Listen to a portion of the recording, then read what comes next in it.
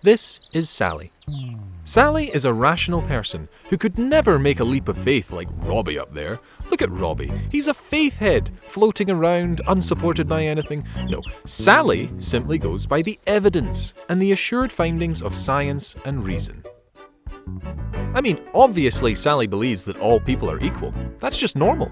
And that society must protect its weakest members, obviously.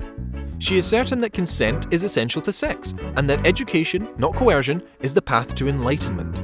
She trusts science and what it can deliver the world. She is certain that all people should be free, and she's concerned to reform the evils of yesterday as we progress to a brighter tomorrow. Oh, hey Robbie, what are you doing down here? That's right. Sally is a believer. Because none of these morals, assumptions, or deep intuitions are the result of logic or scientific experiments. You can't prove equality, compassion, consent, or any of these values that we live by every day. We believe in these values. We stake our lives on them. But they're not the kinds of things you can deduce logically or demonstrate scientifically. It turns out that Sally is a believer. She doesn't need to make a leap of faith. She's already living at a great height. Day by day, minute by minute, she assumes any number of values that cannot be proven with mathematical certainty. The solid ground she thinks she's standing on is not the ground of simple logic or reason. Actually, the values she lives by are founded on something else, something she might not have considered. And without that foundation, the values she lives by don't really make sense.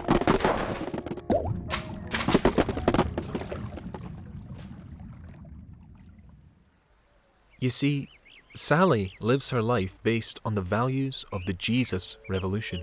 She doesn't know that's where her values have come from. She's never been to church. She's never read the Bible for herself. But she's grown up in a culture built by Jesus and the values he has injected into the world. Sally has been assuming some deeply Christian truths all along, even if she never really examined them. But if she takes the time to look where she's standing, she might just find that she's more of a person of faith than she thought. Sally's challenge is not to take a leap of faith.